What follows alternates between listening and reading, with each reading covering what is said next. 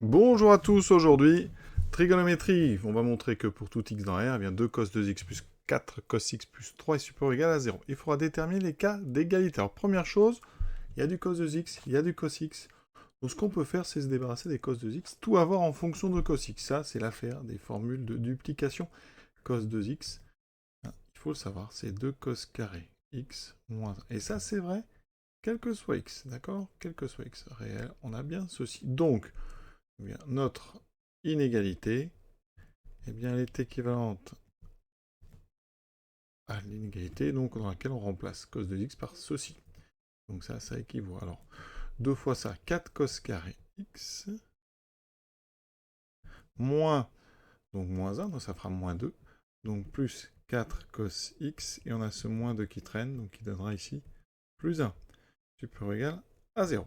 Là, ici, vous avez devant vous un trinôme, en fait, en cosinus x, c'est-à-dire un polynôme qu'on applique en cos x, avec ce polynôme qui est donc ici, p de grand x, ça sera 4x carré plus 4x plus 1. Donc on va étudier ce polynôme. Alors une chose qu'on peut faire, c'est déjà mettre ça sous une autre forme.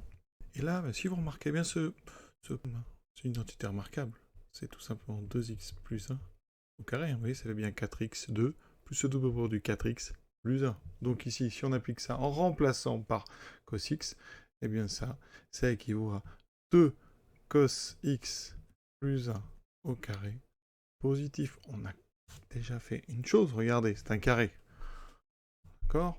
Donc, avec ça, qu'est-ce qu'on peut dire? On sait que, quel que soit x appartenant à R, 2 cos x plus 1 au carré est positif. Entre parenthèses, c'est un carré de nombre réel. D'accord? Donc, par équivalence, eh bien 2 cos 2x plus 4 cos x plus 3 est donc supérieur ou égal à 0, quel que soit x réel. Donc on a déjà montré notre inégalité pour tout x. Même chose, et bien maintenant on cherche les cas d'égalité, donc on va réutiliser exactement la même chose.